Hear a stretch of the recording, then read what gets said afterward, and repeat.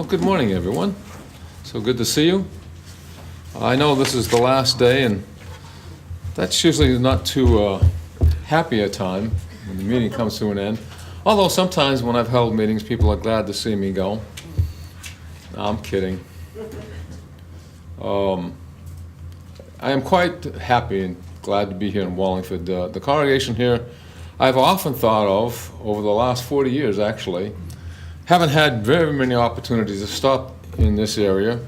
Usually when we've driven through Connecticut, we've driven through in a motorhome, and it's really not easy to drive around on these roads down here once you get off the highway with a 40-foot motorhome pulling a car. But we certainly have kept you in our thoughts over the years and our prayers. And I have to say, I am very happy to see all the folks that are here. I don't know how much you know about the history of this congregation. I don't know all of it, but I did preach here back when there were just two men, me and Fred England. And so if we had a business meeting, there were two men in it. It's kind of a strange thing when you think about it. And of course, all the singing and all the prayers and all, the Lord's Supper and all of that was between Fred and myself.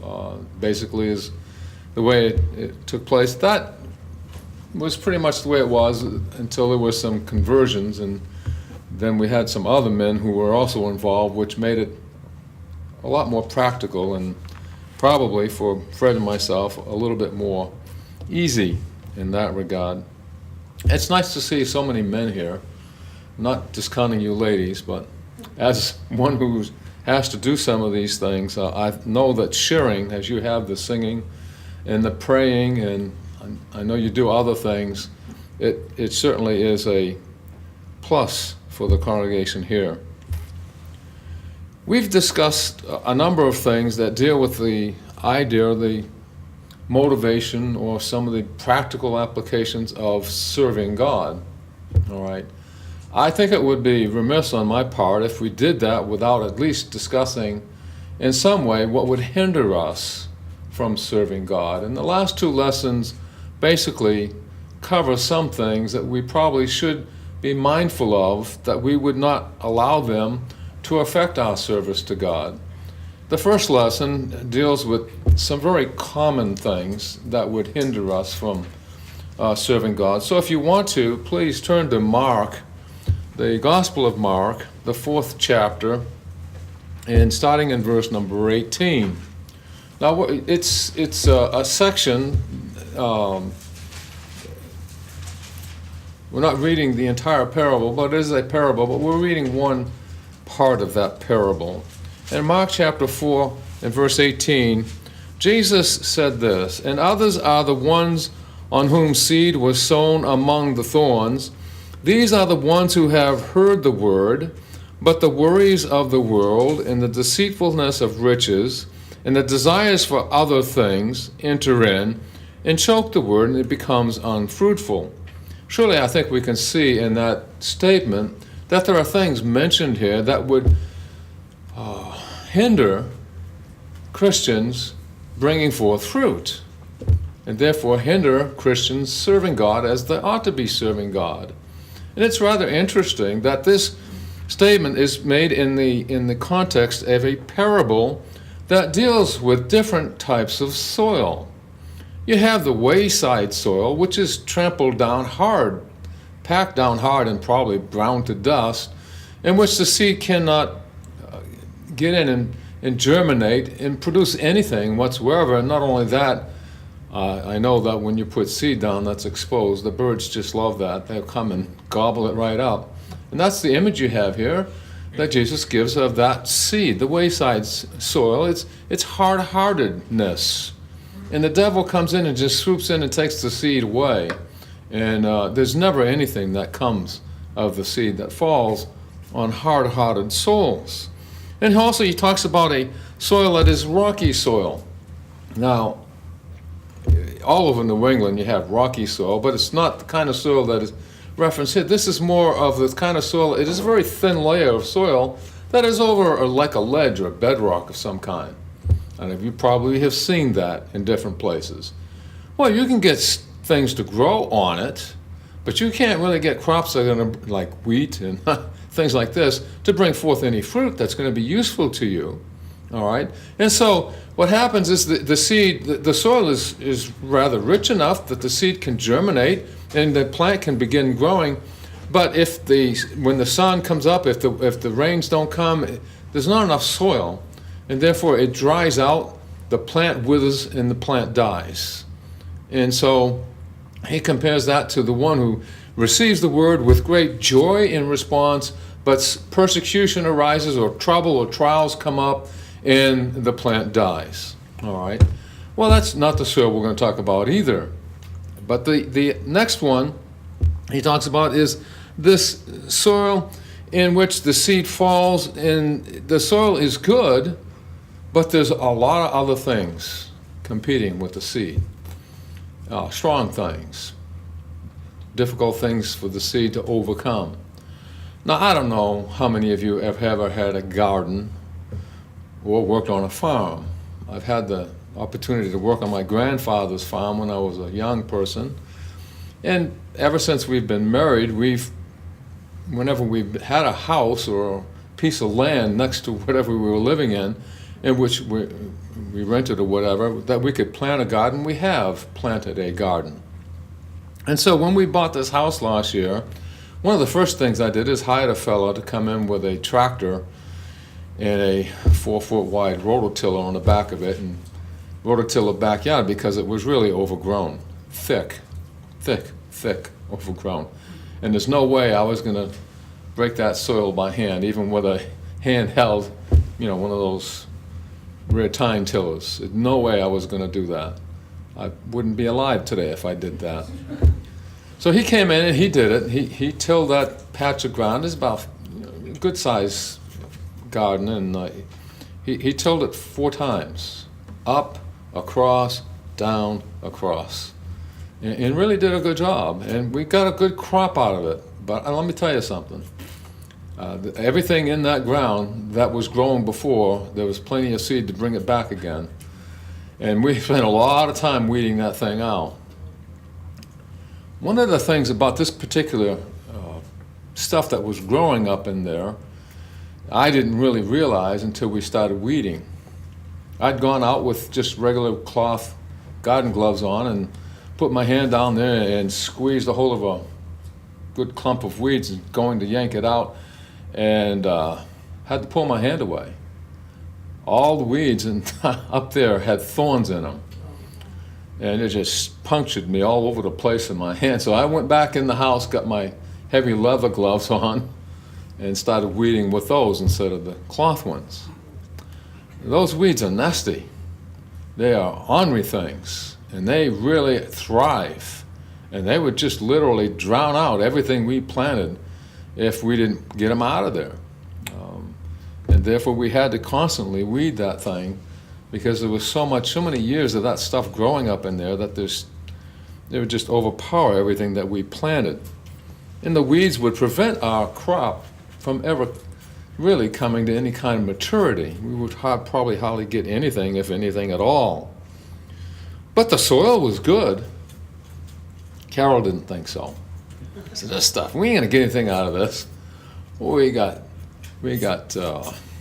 I don't know, 15, 20 pounds of potatoes, and all kinds of tomatoes. Some things didn't come up very well because our well went dry, but other than that, the soil was fine. It produced a good crop. Two harvests of strawberries. I was surprised by that myself. But thorny soil is an issue for anybody who has a garden, or any kind of weedy soil for that matter. Luke records the 3 thorns as cares, riches, and pleasures of this life. We just saw in this reading that Mark records these 3 thorns as worries of the world, deceitfulness of riches, and the desires for other things. Matthew, of course, has his account. He records only the first 2 of the thorns that are mentioned in these by Jesus and recorded in the other parables. So let's spend a little time talking about these thorny issues that might hinder a Christian's growth. or a Christian's bearing fruit, or a Christian's service to God. For after all, that's what Jesus said. These kinds of things will hinder or prevent the plants from producing or bearing fruit. The plants are choked out by these kinds of things. The first of them we want to talk about is the worries or cares of the world. Now, let me say something at the very beginning. All right. These issues are common to all of us. All right. These are not issues that just somebody else has. These issues I have. And they are issues that are common to all of us. Each one of us has to deal with these things. That's one of the reasons I believe Jesus spoke about this, because he knew his disciples were going to have to overcome these kinds of things to bear the kind of fruit that he wanted them to bear in their lives, to give the kind of service that they ought to be rendering unto God. They were going to have to get these thorns out of their garden. And the cares of or worries of the world are common. Everyone has cares, concerns, and worries. Now, I know we don't like to talk about it. Sometimes somebody says, I know I shouldn't worry, it's a sin. Well, I understand what a person is saying, all right? But we need to understand that to be concerned for someone is not wrong. To be concerned for one's family is not wrong. To be concerned for one's well-being or health or safety is not wrong. These things are not wrong in and of themselves. And so, if I can tell you, frankly, I spent some nights when my children were growing up, the teenage years especially, they were sleepless nights, okay? And I don't know about you. Maybe you can eliminate every care from your mind and sleep like a rock, and nothing happens in the lives of your family members or your friends affects you at all. I don't know many people like that. I'm not like that, and I know Carol isn't like that. And I'm usually regarded as a fairly calm, cool, collected person, but I can tell you, underneath, I'm just concerned about the people I know and love and care about as anyone else is. These are common to us. In the Gospel of Luke, in chapter 10, if you would please, in Luke chapter 10, I want you to notice something here.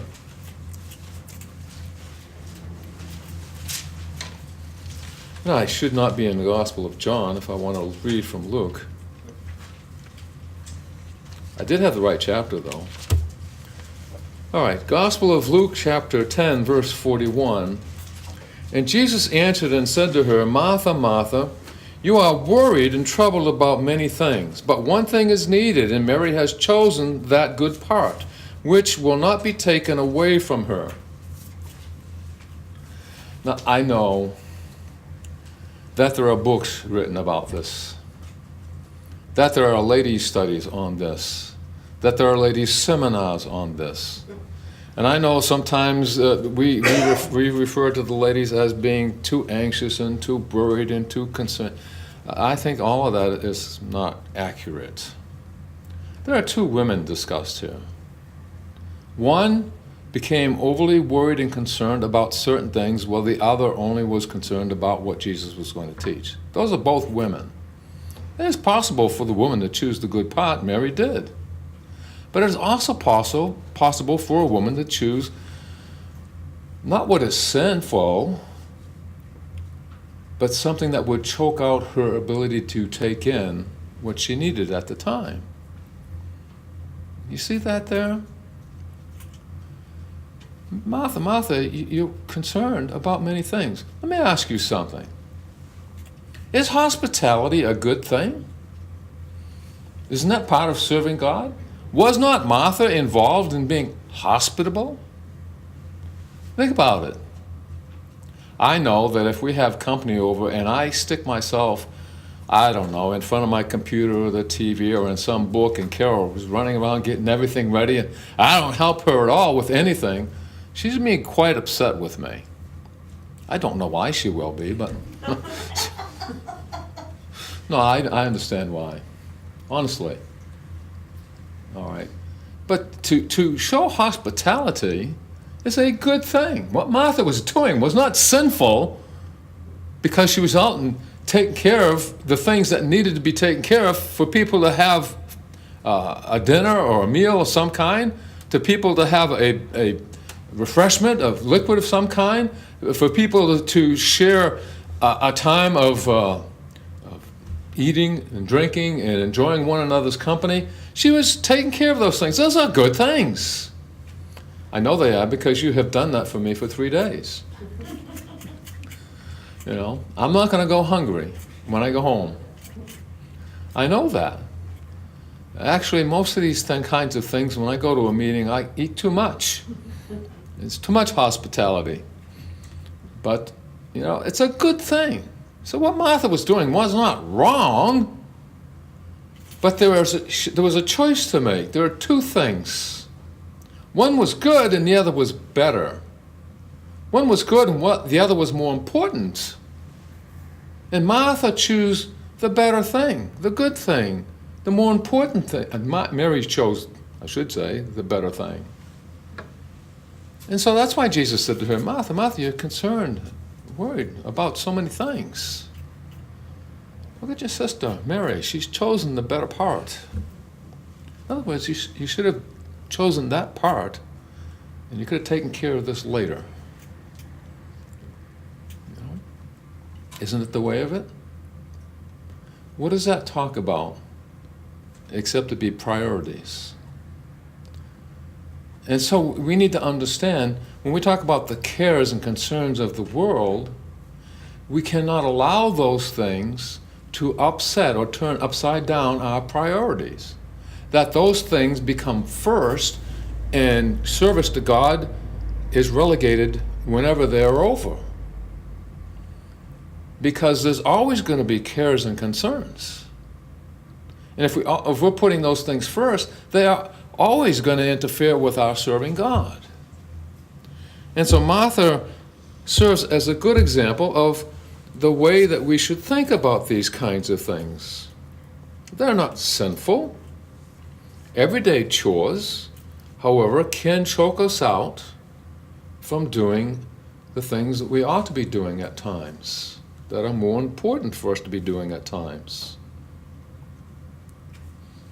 I like, well, you folks know that I'm a Red Sox fan more than anything. And I tell you, I like to watch a ball game now and again. And Carol and I used to date going to Fenway Park. You know, and when I was younger,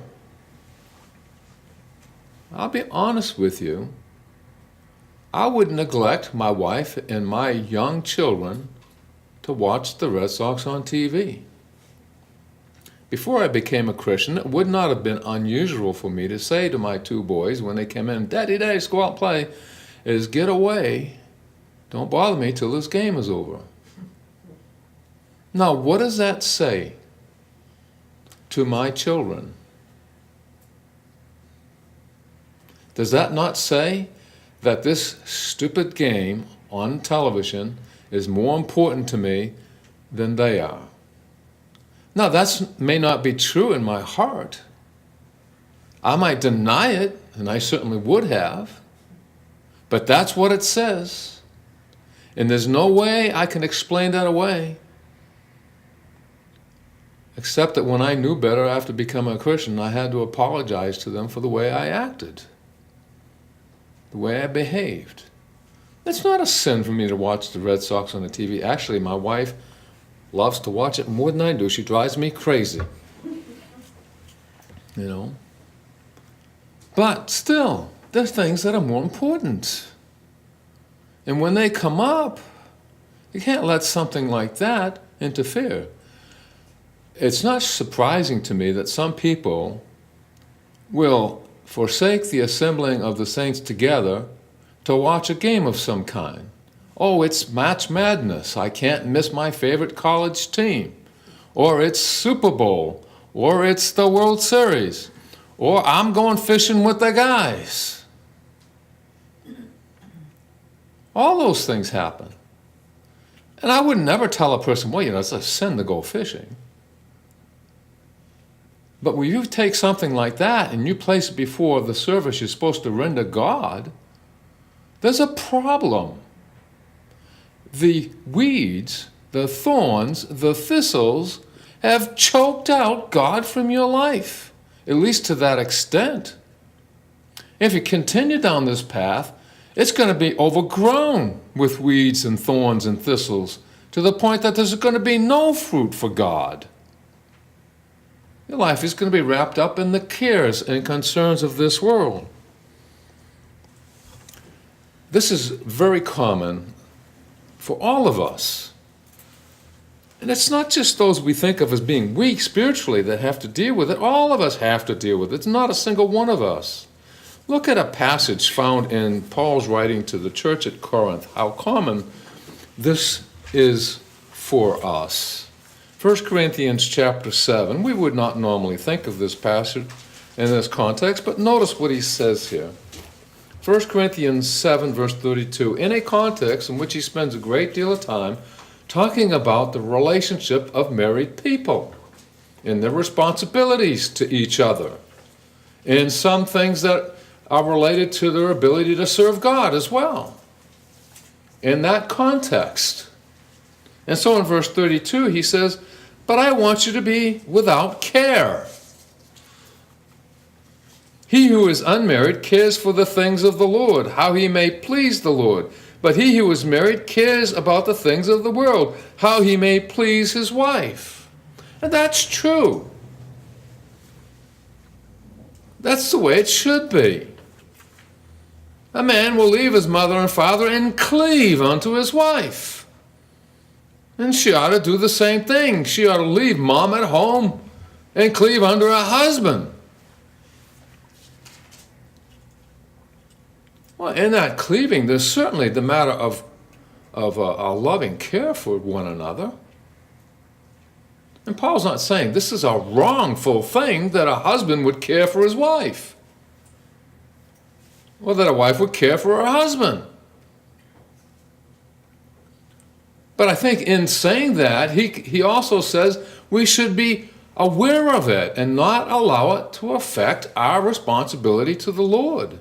He says the unmarried person cares for the things of the Lord. Now, that's only in the context is the unmarried person doesn't have the family concerns. Doesn't mean he doesn't have other concerns that can get in his way.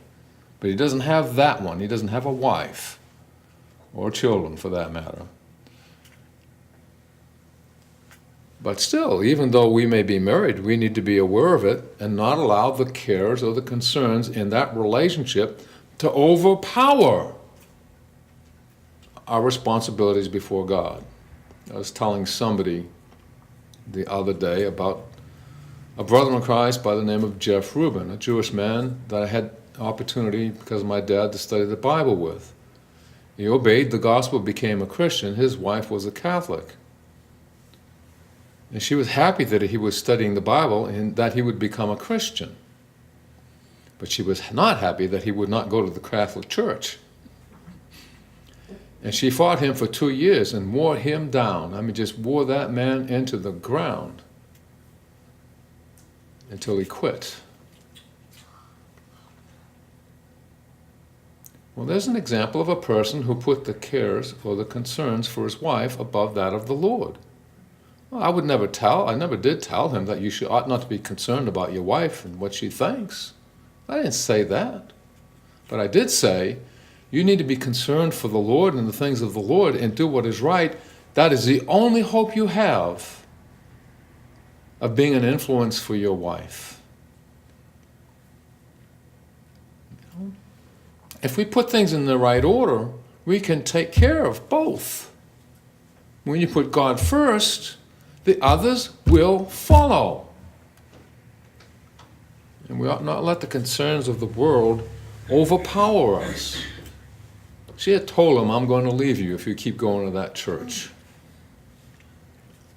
I couldn't tell him that she was lying, but I did say, maybe she will, maybe she won't. I don't think she will, but even so, you're not going to help her by giving in.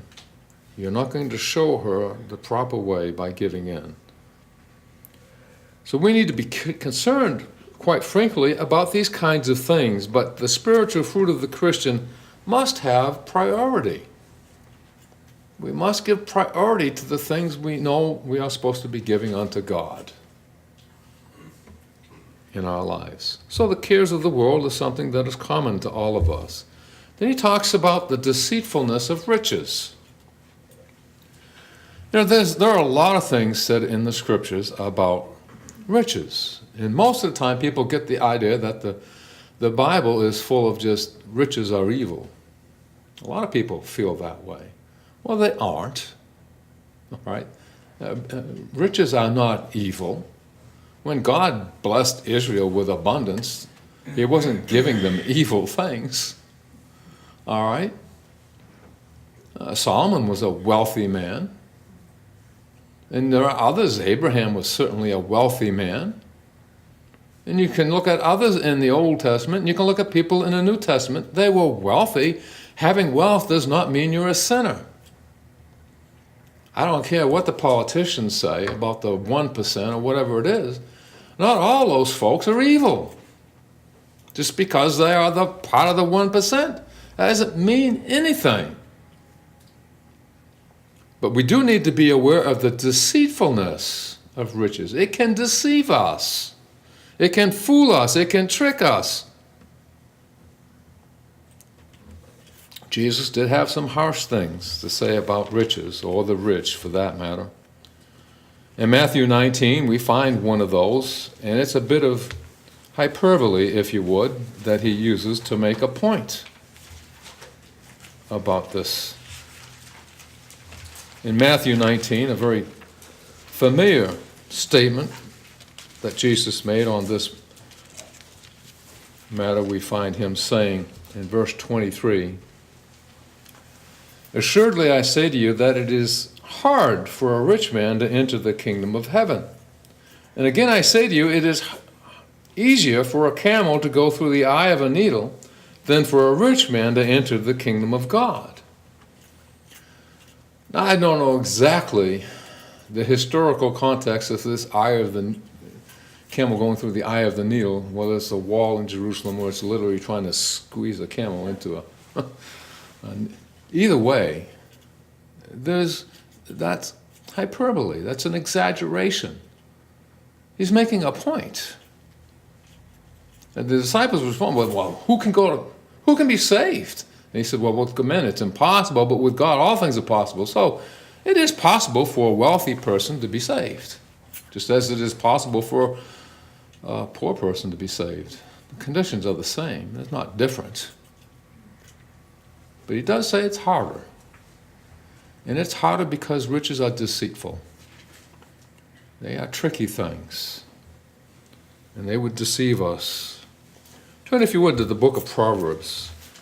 The Proverbs writer tells us something about this deceit that riches can wreak in our lives, and we need to be aware of.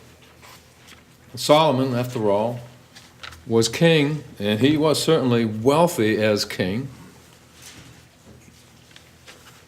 If you consider the things that are said about his wealth in the Old Testament, you understand that he certainly was a wealthy man. In Proverbs 23, excuse me, in verse number 4 beginning, "Do not overwork to be rich." Notice the statement. "Do not overwork to be rich. Because of your own understanding, cease. Will you set your eyes on that which is not? For riches certainly make themselves wings. They fly away like an eagle toward heaven." Is that not true? So he says, okay, this is a very practical proverb for us Americans. Do not overwork to be rich. What would you say is the number one reason today that children are not raised by parents anymore? Parents are overworking. They don't have the time to raise their own children, so that's hired out in one way or another. Okay. writer Solomon says, do not overwork to be rich.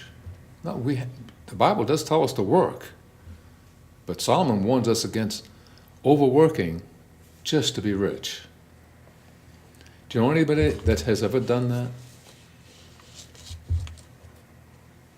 Are not many people actually doing that? That's the reason they put in so many hours? Or that's the reason so many people have to contribute to the wealth of the family, so to speak? Solomon was wise. And this is written millenniums before America came into existence. He said, don't overwork to be rich. You see, the problem is one that has been with us for a very, very long time. Would a person overwork to go to heaven? Well, hopefully. But most won't. But people will certainly overwork to be rich. Riches are deceitful. He compares them, and he says, they fly away. Had a man Carol and I knew. I actually knew his family when I was a child. His dad was just like him, even to a greater extreme than he was. This man was wealthy. Didn't have a high-paying job, but I'll tell you what, this man could make a nickel go as far as another person would use $2,000 or $3,000 or $4,000. I'm serious. He would not bring a lunch to work or buy a lunch at work. He would go around on the cafeteria tables and pick up what was left over, and that would be his lunch. I'm serious. He would not buy any furnishings for his house. He would go around the neighborhoods, driving around, and pick up whatever he could for curtains, cushions, pillows, mattresses. He used to criticize me because I bought things. One day, I said to him, Henry, I don't know exactly how much you've got put away. I know you're probably never going to touch it. You have no children, no relatives, and you're not using that which you have for yourself or anybody, and you're not doing good for anybody. And what's going to happen to it when you die? Well, the government's going to come in and take it all. It's going to get up out of the bank and fly away. What good is it doing you? What is your purpose? Why are you so concerned and care so much about how big that amount is? His dad came through the Great Depression. He lived in an old shack in Drake, Massachusetts. I mean, it wasn't even tar paper. It was, I can't even describe it. But when he died, they found tens of thousands of dollars stuffed in his mattress. He lived in a shack. He helped no one, including himself. What good is that? What is the sense in that? Now you say, that's pretty extreme. Well, it is extreme. But the principle is the same. People are deceived into think there's some sort of security or comfort in having a mattress stuffed to the gills with dollars. Or a bank account that is huge, with tens of thousands or hundreds of thousands of dollars in it. There's no security in that. No real comfort in that. It does no good like that. And surely a person who is wrapped up in that kind of a lifestyle simply doesn't understand. They're being deceived into something that's just going to fly away and disappear. We all come into this world with nothing. We all leave with nothing. What's in between, what really matters about it is what we do, not what we have. But riches deceive us. They fool us. Job was a wealthy man. Turn to the book of Job, if you would, please. And notice with me something that is profound that Job said, even as he was being tried by what he went through, tried by his friends, tried by his suffering physically. I want you to notice something that Job said. It's in Job 31, as it relates particularly to this matter.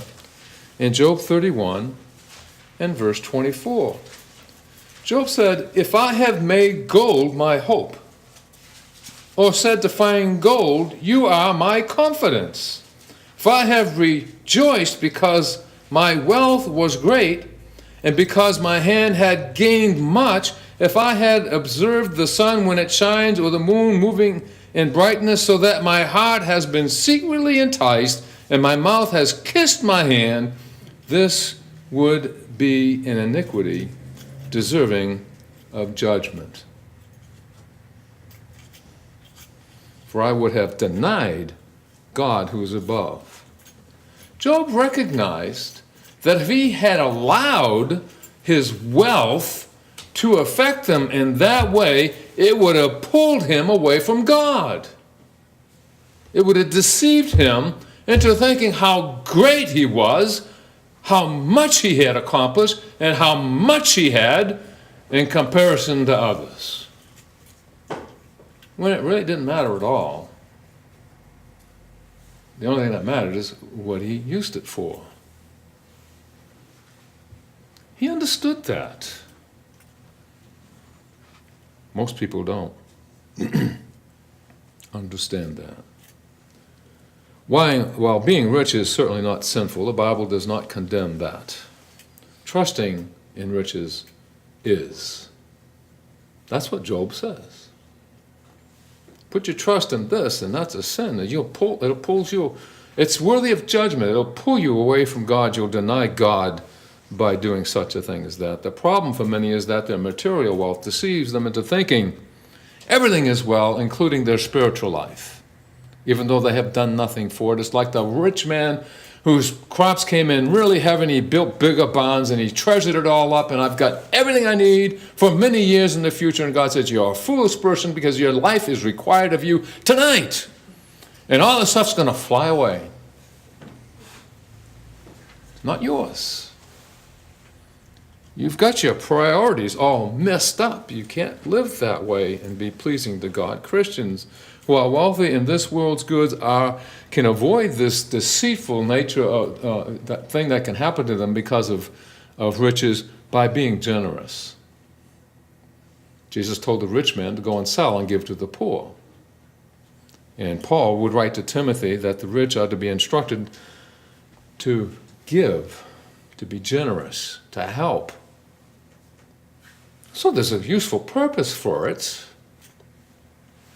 But it certainly isn't to puff up your mind, your brain, your evaluation of yourself, even to the point that, well, I'm rich, therefore I must be spiritual.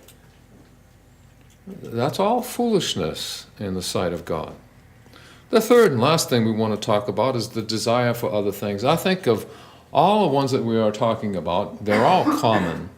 This one has really gotten a hold of people in this time. I'll tell you what, I remember always wanting a nice new bike or a new train set when I was a kid. I mean, this kind of desire has probably been with me my entire life, and probably with everybody else. If we all simply look at ourselves and are honest about it. But I can also be perfectly happy to pick up a stick on the ground that had a little crook in one end and use that as a pistol to play cowboys and, well, you can't say that anymore, in Indians. cowboys and Native American. Well, you can't say that either because that's, well, you know, whatever. Cops and robbers. All right? I was just as happy with a stick. Honestly. Really. You give me a stick, I could dig in the ground as easily as I could with a Tonka Troy. Really. And you could make a pile, or make a castle, or make a whatever you wanted with a stick, just like you could with any of those things. The stick didn't cost anything, but it provided just as much joy as the other things did. I can remember that, doing those kinds of things. Just simple things. It's very enjoyable. And Carol and I still do a lot of things that don't cost us a dime, really. I'm cheap anyway, but that's what's cheap. No, not really. Just to go for a walk. Or to go visit someone. I mean, there are a lot of things you can enjoy, or to go to a place and visit it, like a lighthouse, that you can enjoy that. Anybody can do that. But the desire for other things, companies build their fortunes on it. How many people in the beginning had to have every single brand new iPhone that ever came out? When they get one, and 6 months later they got to get a brand new one. And 6 months, next year they get another brand new one. Now, I have an iPhone. I do. I think it's my third one since they've come out. I didn't get the first one. I didn't get the second one. I did get the third one, and I had that one till they came out with the fifth or sixth, and then I got this one I've got now. I've had this one for years. The battery's getting kind of flaky on me, so I'm probably going to eventually get another one. But the idea of having to have the newest one every year is frightening to me. I can feel that kind of an urge. Well, brother so-and-so just got another new iPhone. That frightens me, to fall into that kind of a trap. Not saying that brother so-and-so did, by the way. It just frightens me to always have to, get more and get more, get more, or get newer, get newer, get newer. We are servants, the Bible says, of the ones we obey. All right? Jesus said that we need to be careful because we cannot serve two masters. And Paul wrote to the Romans, you are servants of the one you obey. If you want to know who you are a servant of, whether a God or mammon, just look at what you are obeying in your life. You can answer that question quite simply. And then you can do something to get on the right way or stay on the right way. Romans 6:16 is the passage referred to being a servant of the one we obey. You're a servant of righteousness unto life, you're a servant of sin unto death, one or the other. We are commanded in the Bible, we are commanded by God to work with our hands, to provide for ourselves, and to give to other people. And so the idea of working for a living is not wrong. God wants you to do that. He wants you to sit at home and wait for somebody to dump your living on you. He wants you to get out and work and provide for yourself and provide for others when you're able to do so. That is a godly thing. It's a rightful thing. But God doesn't want you to go out there and just spend your whole life working for money. So you have more and more of it, or stuff, so you have more and more of it, or newer stuff, so you have newer and newer of it. When the old one still functions and works fine. A phone is a phone. Really, it is. So he says, aren't you going to get a new one? I said, well, no, $800 for a new phone? The one works. Works. I can call people on it. They can send me a message or an email. I can use it. Why do I need a new one? I don't need a new one. If the battery dies, I will, but I don't need it now. That's the point. You just don't want to spend your whole life working and working and working to keep up on all this stuff all the time. But we all can fall prey to it. I mean, I've fallen prey to it. We can all fall into that trap. But we need to be careful because it chokes the word out. Work with your hands to provide for yourself. Work with your hands and provide for others. Ephesians 4:28, 2 Thessalonians 3:12, both talk about that. We are warned not to love money because it is a root of all kinds of evil. Money is not evil, but money is a root of all kinds of evil, or the love of money is. That's the thing. The love of money is the root of all kinds of evil. I've seen Christians destroy their faith because of it. This ought not to be. Now, I wrote this sermon back in 2004. I tell you that so you'll know that I wrote this sermon long before the person who is now president is president. But I read some things about Donald Trump and about his desire for the hunt, the quest for the next deal and the bigger deal and the more greater sum of money. Now, he hasn't changed his philosophy. I know he's talked about being a Christian, I don't know, whatever have you, and some of the fundamentalists have welcomed him with open arms. And I have to be frank with you, I like many of his policies. I'm not complaining about that whatsoever. But you know that man is not moral. And he's not moral about finance either. I'm not saying he's not generous, he is.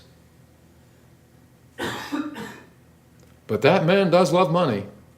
And he will boast about it. He will. I don't know if you've ever read about the lives of such people as Carnegie and Vanderbilt and others. Those men, they competed with each other to see who would have the most. They did. And they were ruthless. People died. People died so that he could be the richest man in America. Honestly.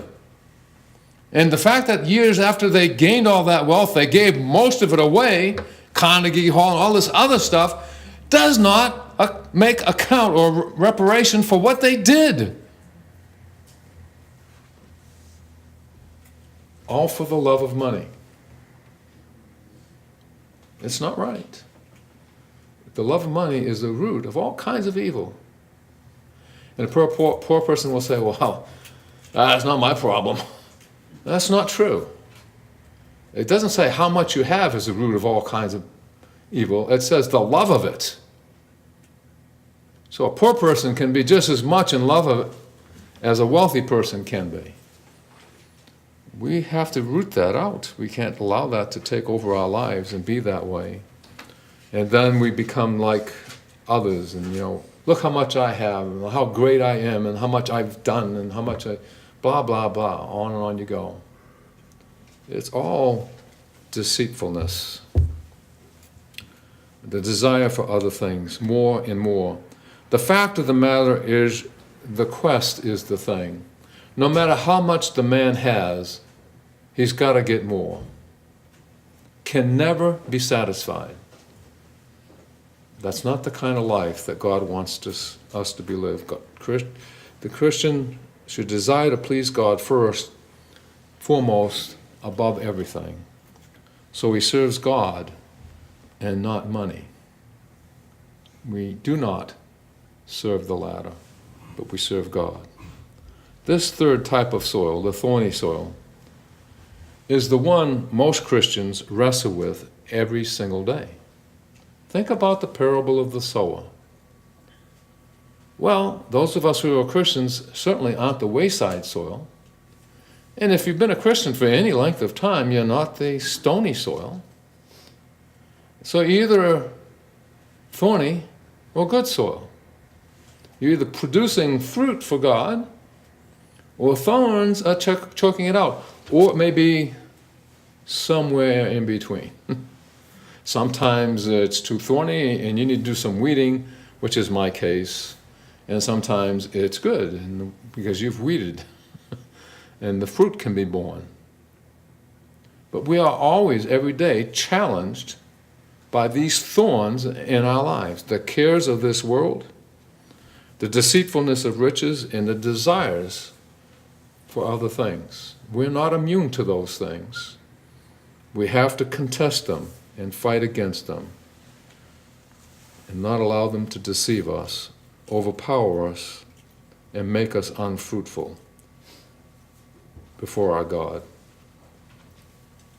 We can all use a little weeding. Appreciate your time.